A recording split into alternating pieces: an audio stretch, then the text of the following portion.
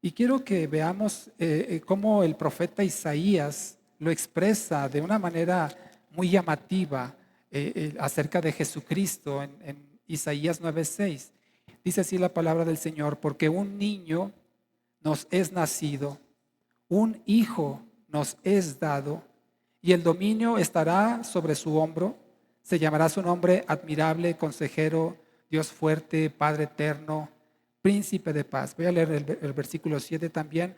Lo dilatado de su dominio y la paz no tendrán fin sobre el trono de David y sobre su reino, para afirmarlo y fortalecerlo con derecho y con justicia, desde ahora y para siempre. El celo del Señor de los ejércitos hará esto. Oremos al Señor. Padre, te pedimos que a través de tu palabra hables a nuestras vidas, que nos des el entendimiento, la capacidad, Señor. Primeramente te lo pido por a mí, Señor, que me des la capacidad de expresar tu mensaje fiel, Señor, entendible y sobre todo, Señor, para esta audiencia en diferencias de edades, que cada uno, conforme a la inteligencia que le has provisto, Señor, entienda este mensaje. Usa mis labios, Señor, para hablar de ti y tu palabra fiel, Señor. Y asimismo te pido que afines nuestros oídos, Señor, nos des la inteligencia que necesitamos, la capacidad de comprensión para entender lo que hoy va a ser expresado, Señor, a través de los próximos minutos. Y que en todo esto, Señor, tu precioso nombre sea glorificado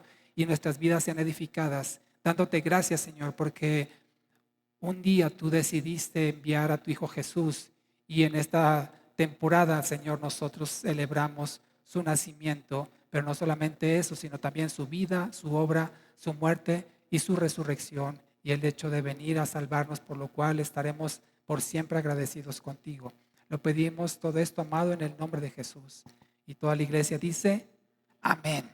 Amén. Fíjese qué hermoso dice aquí: un niño, un hijo, un niño, un pequeñito, un bebecito. Y es que, como lo dice también Isaías, es muy llamativo que dice, nos es nacido, o sea, nos nació. ¿Cuántos dicen eso? Uno dice cuando son sus propios hijos, ¿cierto? Me nació un hijo o tengo un hijo. Y aquí dice a nosotros, la humanidad, nos es nacido, nos nació. Yo le puedo decir, por ejemplo, cuando fui padre, me nació un hijo, o cuando usted fue padre o madre, me nació una niña, me nació un niño. Nos nació como familia, podemos decir, nos nació un hijo, tenemos un bebé, decimos eso, ¿no? Como tratando de arroparlo, de cobijarlo entre todos, decimos, es que tenemos un bebé. Y aquí, como lo expresa Isaías, es como si nosotros estuviéramos recibiendo o siendo parte de este niño que nos es dado. Se nos ha dado un niño. Somos ahora, como miembros de una familia, vemos a ese niño como de nosotros mismos. Y dice además, un hijo nos es dado. Y qué interesante que lo diga así. No dice, un niño nació, un hijo le fue dado a María, a José, sino dice, a nosotros nos es dado un niño, un hijo, un niño nos es nacido, un hijo nos es dado. Es decir, que de alguna forma Dios lo está entregando, Dios lo está dando a la humanidad. Y esto es muy significativo, especialmente en esta temporada, cuando se acostumbra por estas fechas dar obsequios. ¿A cuántos les gustan los regalos? ¿Sí? A todos nos gustan que nos den regalos, ¿no? Y más si es algo que queremos, ¿no? Algo que deseamos, algo que nos hace falta, y que una persona tenga bien darnos un obsequio, es algo muy significativo, es muy emotivo. Y es algo que se acostumbra mucho en estas fechas. Sin embargo, el regalo más grande que la humanidad ha recibido no es algo material en el sentido de que es un objeto, sino que ha sido Jesucristo mismo. Dios mismo se regaló a sí mismo. Y como todo regalo, lo importante no era tanto la envoltura, porque digamos que la envoltura de Jesús, Dios, era como cualquier ser humano, como usted y como yo.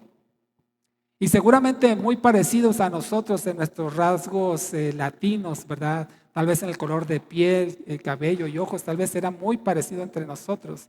Y no era lo más importante la envoltura como los regalos, no es como los niños cuando les dan un regalo, pero no le están quitando la cinta, el moñito y lo están despegando. No, ellos lo rompen porque ellos quieren ver lo que está adentro, que es realmente lo importante y lo valioso.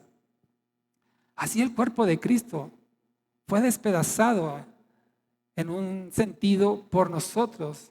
Él fue traspasado, fue clavado en una cruz y esa envoltura dejó ver el regalo más grande que Jesús es en sí mismo, la vida eterna y la salvación. Así es que Jesucristo ha sido el mayor regalo que la humanidad jamás ha recibido y jamás recibirá. Tristemente, la gente está más obsesionada por los objetos materiales, por las comodidades de este mundo y desprecian, desairan y desechan el regalo más grande que Dios nos ha hecho, que es Él mismo. Él mismo se ofreció, Él mismo se entregó como un regalo de vida. Y es muy penoso, mis amados hermanos, que a veces por el marketing que hay, la publicidad, los afanes, la sociedad, la presión social también nos lleva a olvidarnos a veces un poco del verdadero significado de la Navidad, que es que Jesucristo vino en carne y hueso a esta tierra, que Él se encarnó y adoptó una forma humana, siendo completamente humano. Antes de explicar esta parte, quisiera que viéramos un poco del contexto, las condiciones que imperaban cuando Jesús nació. Antes que ello, Jesucristo, el regalo de Dios, ya había sido anunciado desde la primera pareja que habitó en la tierra, Adán y Eva. Usted sabe en Génesis 3, cuando Adán y Eva pecaron y rompieron esa comunión, esa relación que tenían con Dios, de inmediato el Señor les dio la solución, una promesa futuro en Génesis 3:15, donde le dice que de la simiente de la mujer nacerá aquel que herirá en la cabeza, que aplastará la cabeza del maligno, dando a entender que a través de esta descendencia de Eva vendría el Salvador siglos después. Ya estaba prometido, ya estaba anunciado, y esa solución para restaurar la relación que se había roto entre el hombre y Dios fue Jesucristo. Jesucristo vino a restaurar lo que se había dañado en el jardín del Edén y que había permanecido por mucho tiempo hasta su aparición. Entonces se pudo restaurar la relación entre Dios y el hombre. Por eso Jesucristo dice de sí mismo: yo soy el camino, la verdad y la vida. Nadie viene al Padre si no es por mí. Él vino a restablecer lo que se había perdido por el pecado del hombre desde el mismo jardín del Edén. Así entonces, en esos tiempos tan lejanos, miles de años antes del nacimiento de Jesús, ya estaba anunciado que vendría. Un poco tiempo después, pero aún así 7 siglos antes del nacimiento de Jesús, a través de los profetas, Dios nos anunció su nacimiento, como lo acabamos de leer en Isaías. Esto fue escrito más de 700 años antes de que Jesús naciera. Y no solamente Isaías, también Jeremías, Ezequiel, Daniel y otros profetas escribieron acerca de la futura venida del Rey de Reyes y Señor de Señores en la persona de Jesucristo. No solamente hablaron de su llegada, como lo expresamos ahorita, lo que leímos en Isaías 9:6, sino también habla de su vida, de su ministerio, da detalles acerca de su trayectoria terrenal, inclusive habla también de su aflicción y de su muerte y de su reino.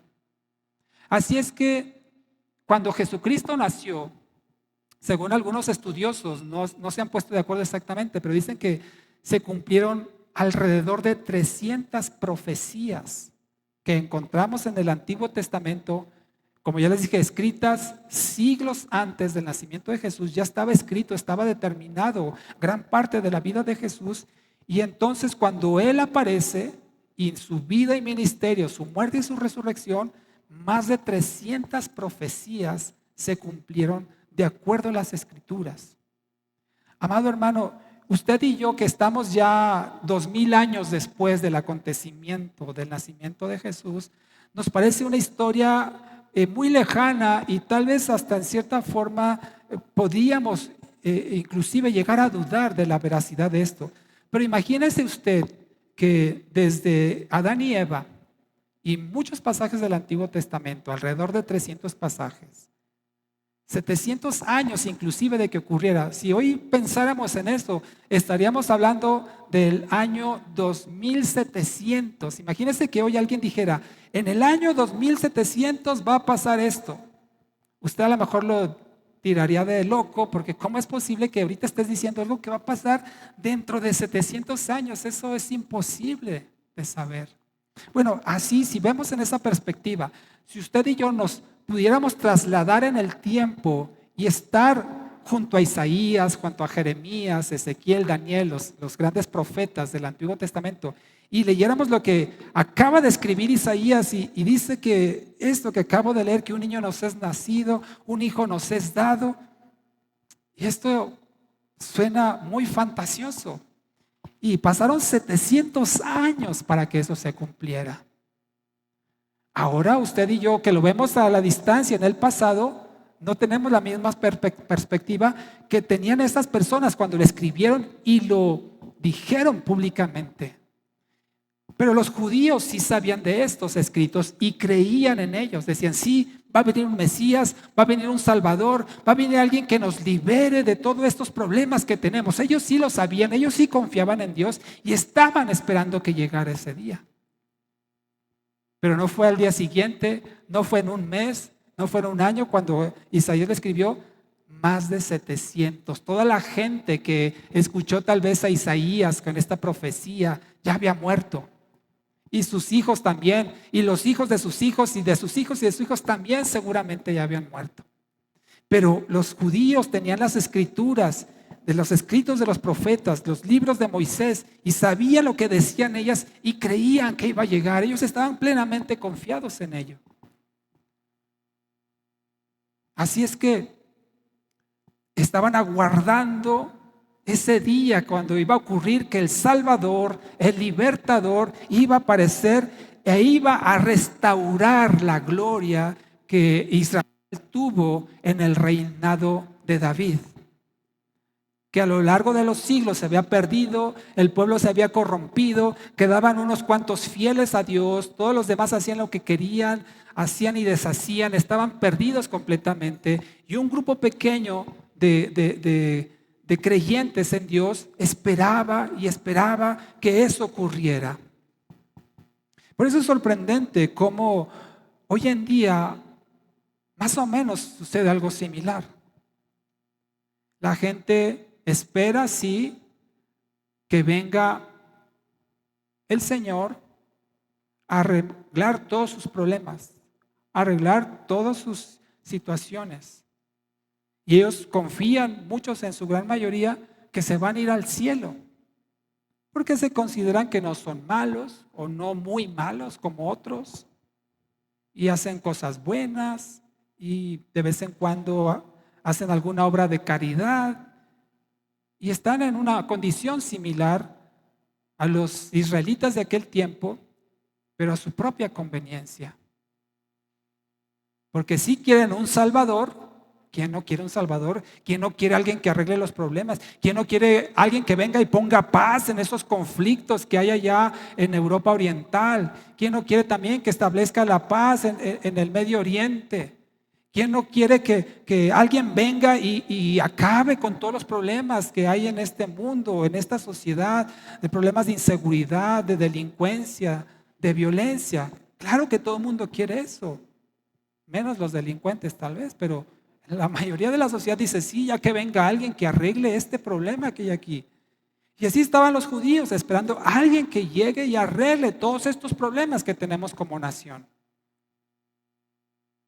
Y le dicen sí a un Salvador. Sí, yo quiero a alguien así que me salve. Yo quiero a alguien así que me ayude. Yo quiero a alguien así que me haga el bien. Pero muy pocos, mis amados hermanos, quieren un Señor. Quieren un Salvador, pero no quieren un Señor. No quieren someterse y no quieren rendirse a alguien que los gobierne. Y esa era la condición del pueblo de Israel. Otro hecho sorprendente, les estoy dando el contexto de la llegada de Jesús. Otro hecho sorprendente, aparte de que Jesús estaba profetizado desde el principio a través de los profetas, era esperado con ansia por el pueblo de Israel. Otro aspecto que nos debe sorprender es la genealogía de Jesús. Qué maravilloso en el libro, en el Evangelio de Lucas, en el Evangelio de Mateo, se nos dice de quién era hijo, y ese de quién era hijo, y de quién era hijo, y así se va. Y hay unas diferencias muy interesantes que quiero mencionar rápidamente. Acompáñame a Lucas capítulo 3.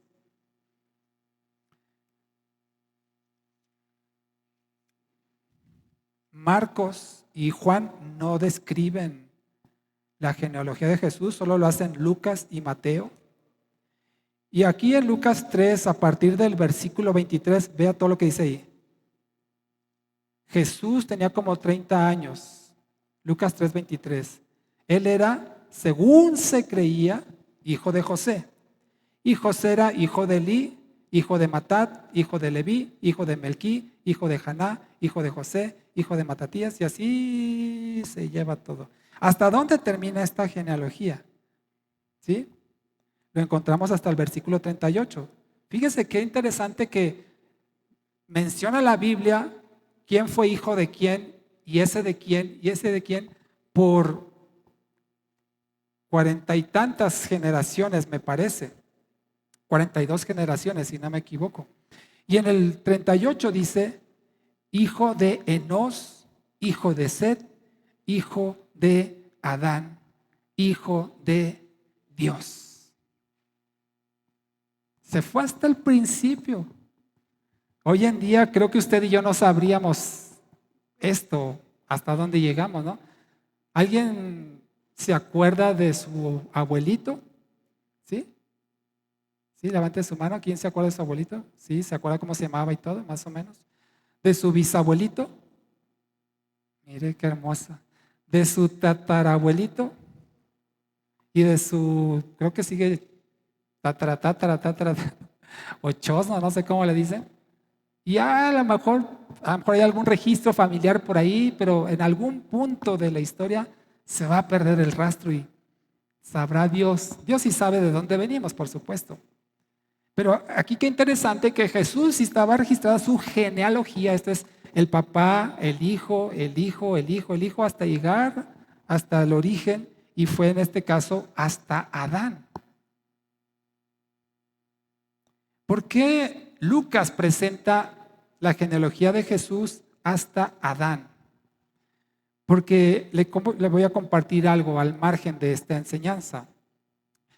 Los autores de los evangelios tratan de mostrar su perspectiva, inspirados por Dios, claro, pero no fueron autómatas que dictaron, que escribieron sin sentido, sino que Dios les daba el entendimiento y ellos expresaban con sus propias palabras, inspiradas por Dios, su perspectiva de las cosas.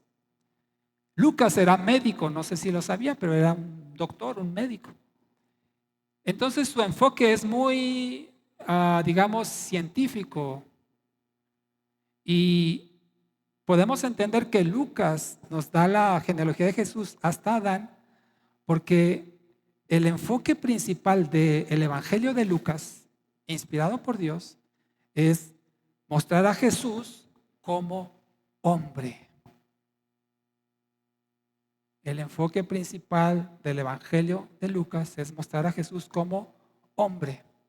Por eso se va hasta el principio, biológicamente, de quién descendía Jesús. A diferencia de Mateo, acompáñame, por favor. Mateo capítulo 1.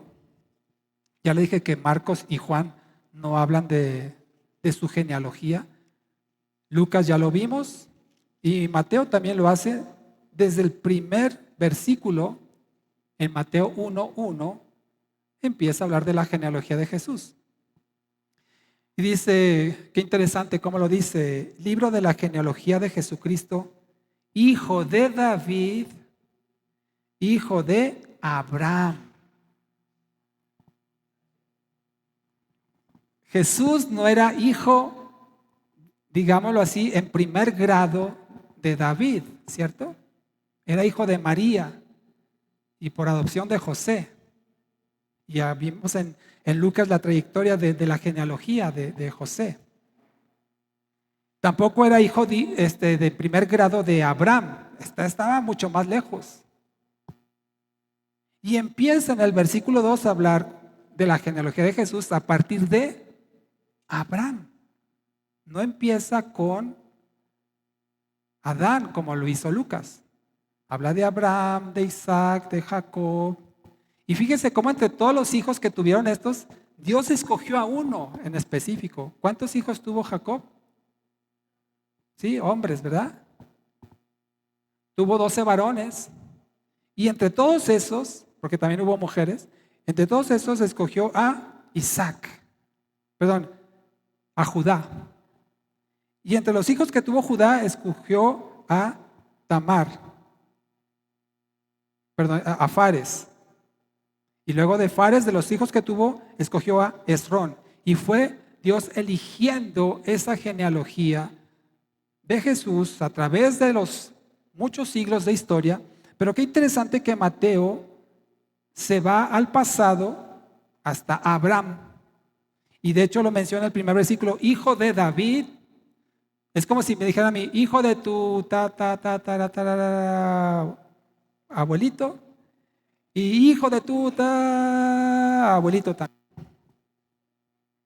Hay un espacio ahí considerable de descendencia entre Abraham y David y entre David y Jesús. ¿Por qué lo hace así? Porque el enfoque principal, así como le decía que de Lucas el enfoque principal era mostrar a Jesús como ser humano, como hombre, el enfoque principal de Mateo en su evangelio es presentar a Jesús como el Mesías. Por eso dice, hijo de Abraham.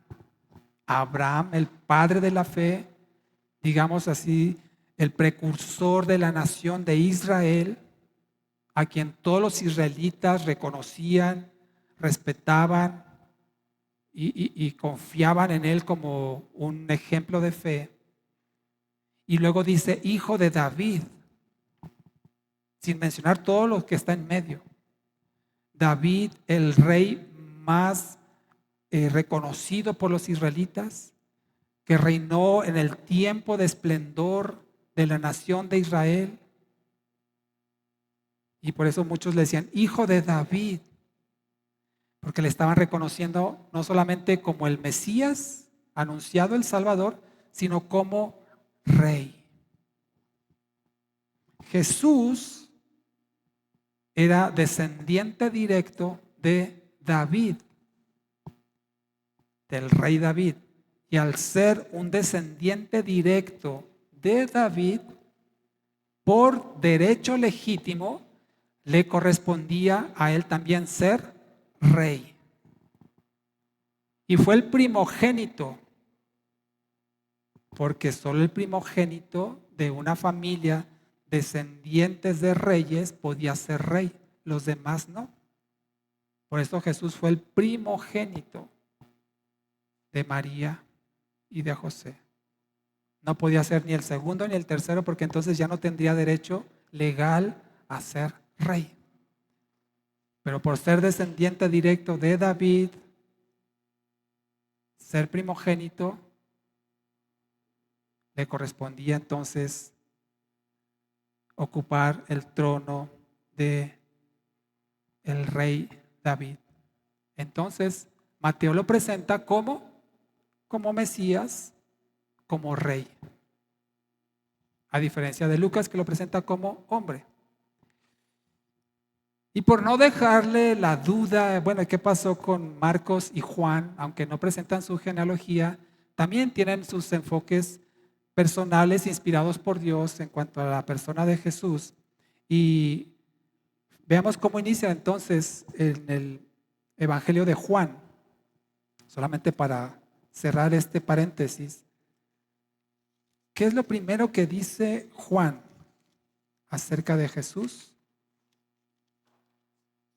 Juan 1:1, en el principio era la palabra, en algunas versiones dice el verbo, y la palabra era con Dios, y la palabra, ¿a quién se está refiriendo aquí? A Jesús. Y Jesús era Dios. Entonces el enfoque de Juan es presentar a Jesús como Dios. Lucas lo presenta más como hombre, ser humano. Mateo más como el Mesías, rey. Juan como Dios. ¿Y qué pasa con Marcos? Marcos presenta a Jesús como siervo. Por eso inicia luego en el primer capítulo de Marcos hablando de los milagros que hizo, como un siervo de Dios, hombre, rey, Dios, siervo. Por eso tenemos 4 evangelios y uno se complementa al otro. Por eso hay cosas que uno dice diferentes del otro porque la perspectiva, el punto de vista era diferente, pero todo en armonía y sin contradicción. Regreso al tema entonces. La genealogía de Jesús. En esta genealogía de Jesús encontramos de todo, mis hermanos. No solamente fueron personas ejemplares, personas que tuvieron un buen comportamiento. No, en la genealogía de Jesús hay personas aún viles y despreciables. Entre toda esa genealogía hay una mujer que era prostituta. Imagínese eso. Dios no escogió lo mejor.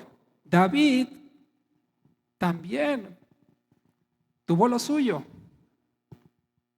Jacob, hay un rey por ahí que se menciona, Manasés, que hizo lo malo en la genealogía de Jesús. ¿Qué significa esto? Que la gracia de Dios escoge lo vil y lo menospreciado por el hombre. Aún de nosotros, amados hermanos, bueno, hablo de mí, aún de mí, una persona vil, pecadora, Dios puede por su gracia escogerme a mí o a mi descendencia para hacer algo glorioso. Así es que no importa cómo te considera a ti la sociedad, no importa si eres desechado, despreciado, menospreciado, Dios por su gracia te ha escogido para que el mérito no sea tuyo ni mío, sino de Él por su gracia. No importa lo que te digan, no importa lo que piensen de ti, mientras tú seas fiel al Señor, Dios se va a agradar de tu vida. Todas estas personas que he mencionado, aún de lo peor que había en la sociedad, Dios lo eligió para traer a la descendencia de su Hijo Jesucristo. Amén. Entonces, Isaías dice, un niño nos es nacido, en Isaías 9:6, que iniciamos la lectura. Esto significa que habla de la humanidad. Un niño nos es nacido. Jesús tenía que nacer como un niño cualquiera para ser semejante al ser humano. De hecho, Jesús y Adán son los únicos 2 seres humanos que no han sido procreados por el hombre, sino Dios los creó. Específicamente, Adán dice que Él lo formó. Y en el caso de Jesús fue Dios mismo quien se dio un cuerpo humano. Y desde el vientre de una mujer, qué increíble, ¿no? No se pone a pensar en eso. El Dios todopoderoso, creador del universo y todo lo que existe, contenido en un embrión como cualquier ser humano, con todos los riesgos y problemas que ocurren en un embarazo. Y estuvo ahí gestándose 9 meses, como todos nosotros. Bueno, habrá algunos que se tardaron un poquito más o otros que se adelantaron, ¿verdad? Algún prematuro, pero 9 meses, 38 semanas. Él estuvo, Dios contenido, imagínese eso, en una cosita de nada, como decimos, en un embrión, en un bebecito, en un vientre de una mujer, hasta que llegó el día del alumbramiento. Qué increíble. Porque Dios decidió hacerlo así, porque si no fuera semejante al hombre, no podría redimir al hombre. El único que puede redimir o pagar el precio del hombre es el hombre. Por ejemplo, cuando alguien comete un delito, imagínense esta escena, alguien comete un delito, es encontrado culpable y es sentenciado a la cárcel, ¿no? Algo normal que sucede en nuestra sociedad. Esta persona no puede decir, bueno, voy a poner un sustituto, voy a poner un reemplazo, voy a poner a mi perrito que él pague mi condena, que él pague mi sentencia. Esto no es posible. Solamente un hombre puede sustituir a otro hombre. Un hombre no puede ser sustituido por ningún animal. Entonces, si había que pagar el precio del pecado por el hombre, tenía que ser un hombre. Y tenía que ser Dios al mismo tiempo, porque solo Dios es eterno, y así el perdón que consigue por su muerte es eterno y para siempre. Por eso cuando dice Isaías 9:6, un niño nos es nacido, nos da a entender la humanidad de Cristo, un niñito, un bebecito indefenso, dependiente de su madre y de su padre, sin poder físico para valerse por sí mismo. Él pudo aparecer como un adulto, ¿sí o no? Él se pudo encarnar siendo adulto, como hizo Adán. Adán no fue un bebé. Adán, Dios lo creó siendo adulto, listo ya para procrear y multiplicarse. Él pudo haber hecho lo mismo con Jesús. ¿Por qué no lo hizo así? Porque no sería semejante a nosotros. Todos nosotros venimos de un vientre materno y estuvimos ahí 30 y tantas semanas. Jesús igual. ¿O pudo un ángel venir y personificarse y sacrificarse? Pero no era un ser humano. Y ese sacrificio no sería un sustituto del hombre. Por eso era necesario, y espero quede claro, que Jesús tenía que ser idéntico en todo a un hombre común. Y luego Isaías dice también, un hijo nos es dado. Un niño nos es nacido, su humanidad, un hijo nos es dado. Esto nos habla de la divinidad de Jesucristo. Jesús, Dios, el Hijo, fue dado. ¿Quién lo dio? El Padre. El Padre dio al Hijo. Como dice Juan 3:16, ¿no? De tal manera amó Dios al mundo que ¿qué? Ha dado a su Hijo. Isaías 9:6 también lo dice, un hijo nos es dado. Entonces, mis amados hermanos, Jesús fue completamente humano y completamente Dios. Dios contenido en un cuerpo humano. Qué impresionante eso. Eso entonces en cuanto al contexto acerca del nacimiento de Jesús. Ahora veamos el punto específico de cuando nace Jesús. Nació en Belén, lo sabemos. Qué impresionante. Y es que cada vez que estudiamos esto, no dejamos de impresionarnos, de saber que Dios primero se humilló a sí mismo adoptando una forma humana. Una forma humana como la tuya y como la mía, que se enferma, que se duele, que hace sus necesidades, que tiene hambre, que tiene sed, que tiene frío, que siente dolor y tristeza, como tú y como yo, pero sin pecado. Y qué increíble que haya elegido Belén para nacer. Belén, un pueblo olvidado. No sabría decirle cuál es el equivalente aquí, pero no sé si a usted le ha pasado a veces si ha viajado que va por carreteras no muy transitadas y ve esos pueblitos ahí perdidos en la sierra. Y no sé qué siente usted. Yo a veces siento un poco de dolor y tristeza por decir tan alejados de tantas cosas, de tantas facilidades, ¿no? Tal vez vivan mejor que nosotros, una vida más sencilla. Aquí estamos tan envueltos en tantas cosas y afanados y correteando de un lado. Bueno, tal vez ellos vivan, sí, más tranquilos que nosotros. Pero pensaba yo en eso, tan alejados de las comodidades, de esa perspectiva. No hay clínicas cerca, no hay escuelas cerca, tienen que caminar mucho para llegar a su escuela. Eh, y así Dios eligió un lugar apartado, escondido, medio olvidado, no tomado en cuenta, como lo era Belén en esa época.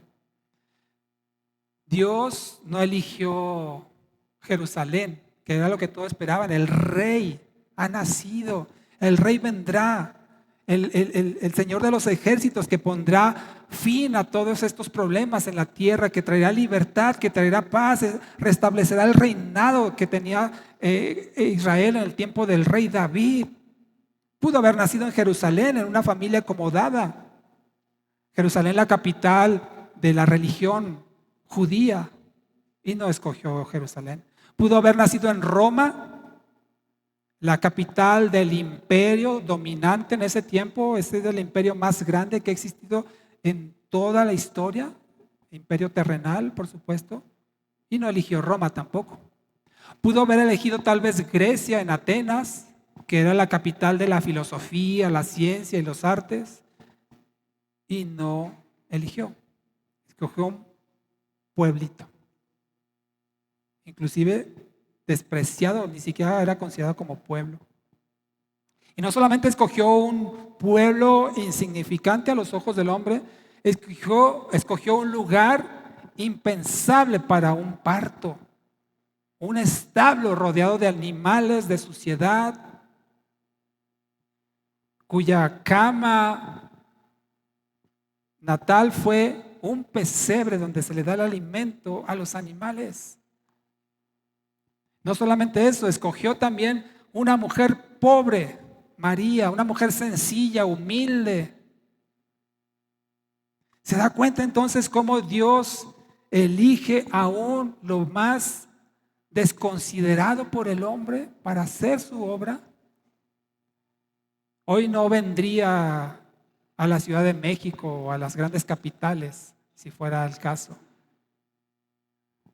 Y eso nos habla nuevamente de la gracia de Dios, que aún lo más insignificante para el hombre tiene un alto significado para nuestro Dios. Y qué interesante también que su nacimiento haya sido de noche. De por sí, imagínense, en un establo insalubre, rodeado de animales. A lo mejor había un cirio por ahí, una velita alumbrando ahí medio el lugar. En plena noche nace Jesús. ¿Por qué? ¿Por qué no cuando el sol estaba en su esplendor, en su máximo? Él decidió nacer de noche. Y esta es una ilustración, mis amados hermanos, de la obra que Él iba a realizar. Él es la luz del mundo. Y Él en medio de la noche y de la oscuridad trajo luz. Él deshizo las tinieblas con su luz admirable. Así como en el principio dice la palabra del Señor que la tierra estaba desordenada y vacía y oscura. ¿Qué fue lo primero que Dios creó? ¿Alguien se acuerda? A ver, niños, ¿alguien se acuerda? ¿Qué fue lo primero que Dios creó? La luz, bien dicho, Estrellita. La luz fue lo primero que Dios creó. Así Jesús trajo la luz en medio de las tinieblas, en medio de la oscuridad. En una noche cerrada se iluminó completamente con la presencia del Salvador, así como en el Génesis Dios deshizo las tinieblas con su luz. Y entonces dice en Lucas capítulo 2, acompáñame ahí por favor, Lucas capítulo 2.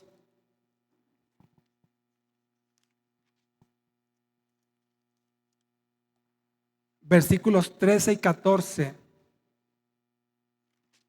Cuando hacen los ángeles esta aparición sorprendente a unos pastores que estaban ahí en el campo, otra vez hablando de personas viles y despreciadas, el Señor eligió unos pastores que eran las personas menos confiables en ese tiempo para dar una noticia, para dar un testimonio. Dios eligió a los pastores para darles el primer anuncio del nacimiento de Jesús. En Lucas 2:13 dice: de repente apareció con el ángel una multitud de huestes celestiales, millares de ángeles que alababan a Dios y decían: gloria a Dios en las alturas y en la tierra paz entre los hombres de buena voluntad. La versión más apropiada de este versículo es: y gloria y paz a los hombres en los cuales Dios se complace.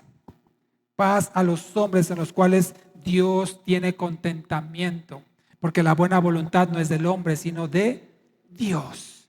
¿Se imagina ese espectáculo de luces, de colores, de ángeles, millones de ángeles en el cielo, alabando a Dios, diciendo: gloria a Dios en las alturas, gloria a Dios en las alturas, les ha nacido el Salvador, aquel que los rescatará de su condición? Haber sido un espectáculo impresionante. Si ahora tú y yo nos maravillamos cuando vemos esos fenómenos en el cielo, como las auroras boreales, algunos las han visto tal vez en imágenes, cómo se ilumina el cielo. Yo no me imagino cómo debe haber sido este momento cuando los ángeles se presentaron, trompetas se escucharon, cantos celestiales, luces multicolores. Por eso dice que los pastores estaban aterrados, estaban temblando al ver este espectáculo. Y no era para menos que el Señor, el Cristo, había nacido. Los ángeles que constantemente, día y noche, como decíamos, están delante del trono adorando al Señor, ahora lo estaban haciendo ante un bebecito indefenso en un establo. Qué impresionante. Un espectáculo de luz y sonido que seguramente no ha habido otro igual en la tierra. Y millones de ángeles presentándose, cantando y alabando al Señor. Porque su nacimiento no pasó desapercibido para el cielo. Sí lo fue tristemente para la humanidad. Cada quien en lo suyo, cada quien en sus intereses, en sus planes, en sus afanes. Y el niño ahí en un lugar escondido, abriendo la gloria de su presencia, iluminando el cielo entero. La Biblia nos habla de estos sabios de Oriente, dice que vieron su estrella. Ya hablaré de esto en otra ocasión, pero yo me imagino también que haber sido un espectáculo incomparable, ver esa estrella, cómo los fue guiando.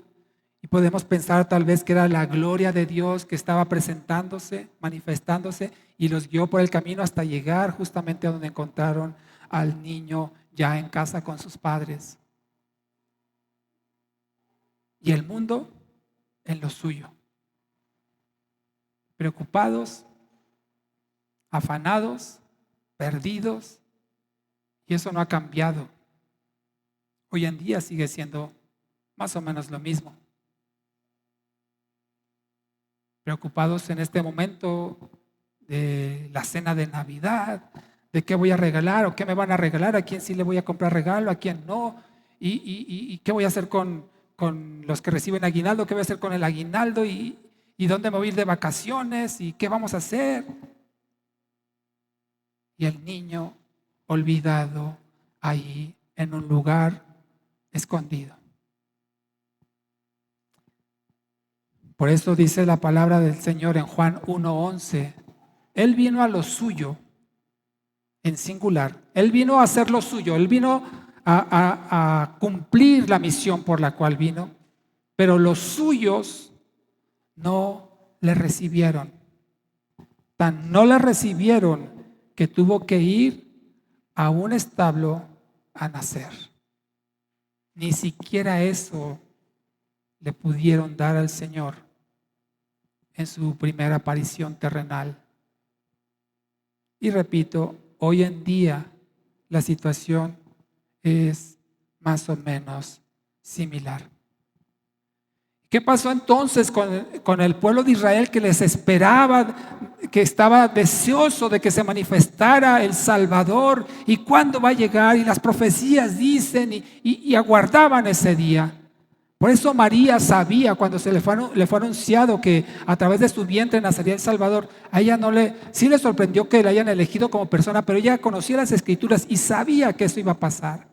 Sin embargo, el interés principal de la época acerca del Salvador, del Redentor, era que esperaban a alguien que librara al pueblo de Israel de la opresión de los romanos. Ese pueblo de Israel que por muchos siglos siempre ha estado padeciendo, sufriendo guerras, esclavitudes, deportaciones, opresiones, explotación y un largo etcétera.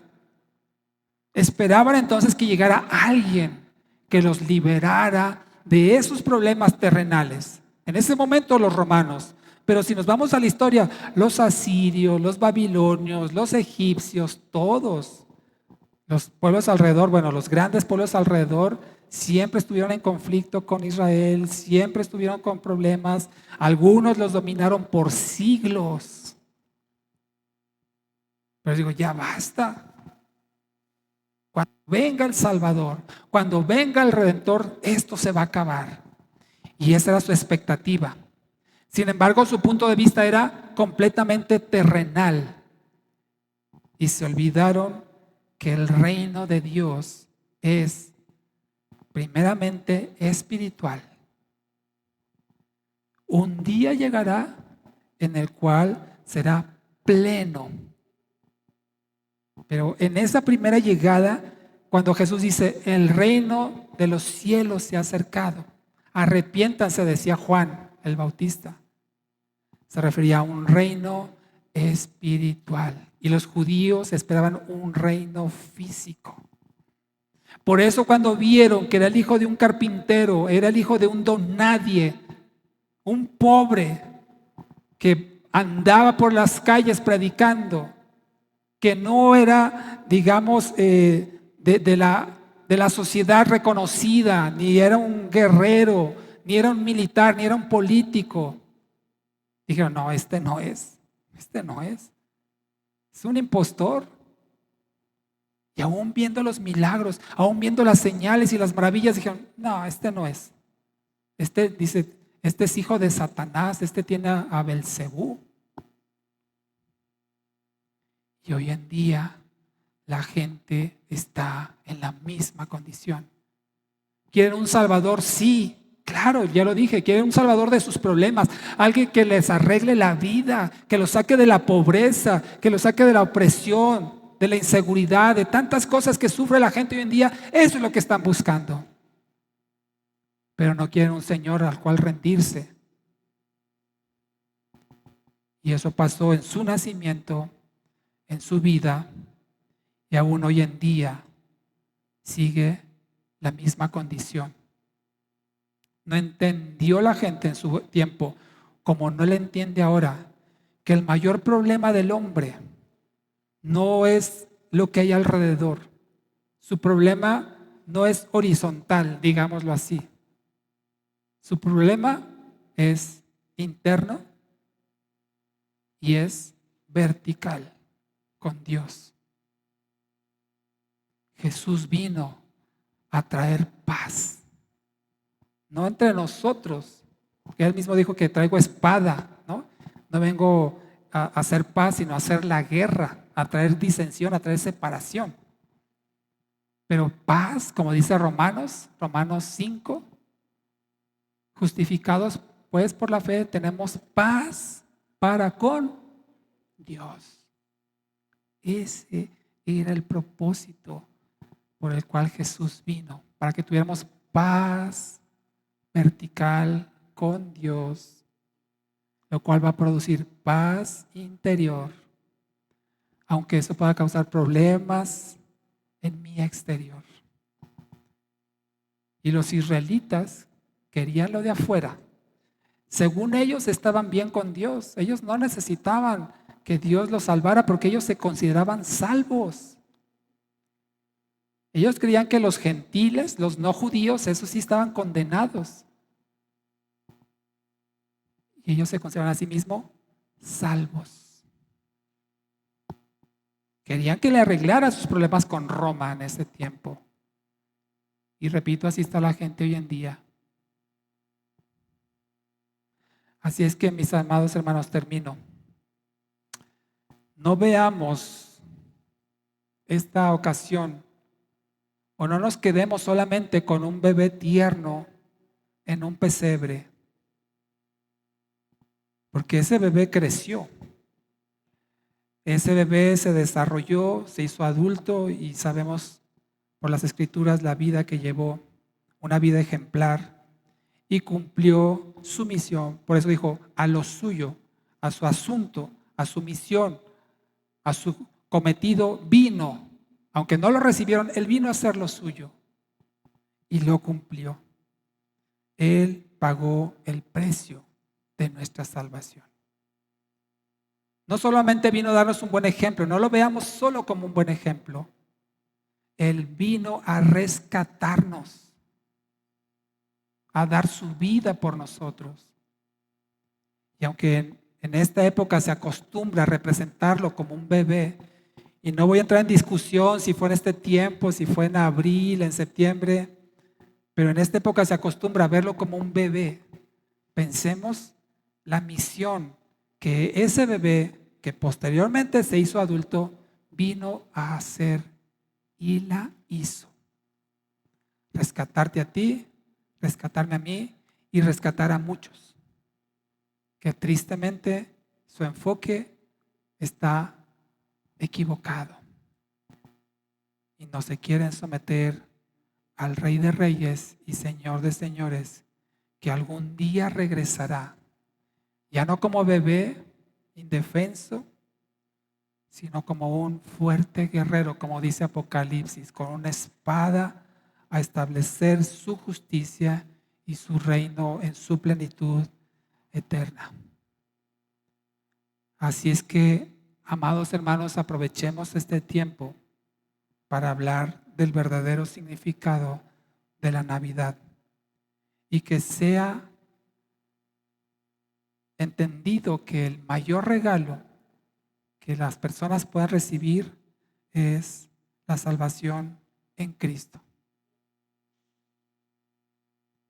¿Cómo vamos a vivir entonces de acuerdo a esa verdad? Una vida de fe, una vida de obediencia. Para que entonces Jesús, que cuando le dijeron a María que le llamaría Emmanuel, ¿alguien sabe qué significa Emmanuel? Dios con nosotros, porque se está cumpliendo la profecía de que Dios iba a vivir entre nosotros. Y Él mismo antes de partir dijo, yo estaré con ustedes todos los días de su vida hasta el fin. Y no solamente estará con nosotros, sino que también está en nosotros. Y también está por nosotros. Si Dios está conmigo, ¿quién contra mí? Eso es el regalo invaluable que podemos ofrecer en esta temporada. Ponte de pie y vamos a orar.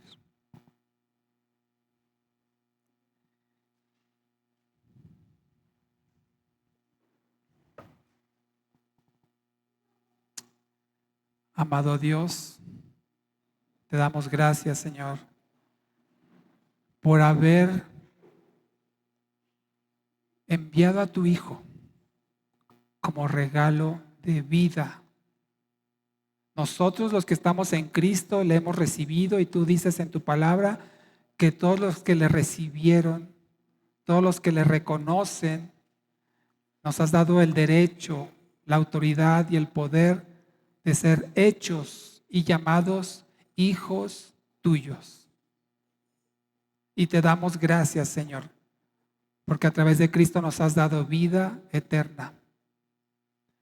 Ayúdanos, Padre, a vivir una vida que sea de tu agrado, una vida que viva rendida a ti en fe y en obediencia.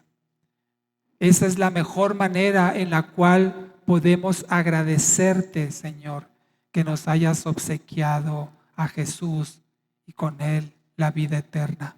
Padre, que no seamos indiferentes como lo fue la gente en su nacimiento, como lo es hoy en día, que no perdamos el verdadero significado del nacimiento de Cristo, que no nos enfoquemos en las cosas materiales, comerciales, vanas y pasajeras de este mundo, sino que pongamos, como dice Colosenses, nuestros ojos en ti, en lo alto, porque hemos resucitado en Cristo, Señor.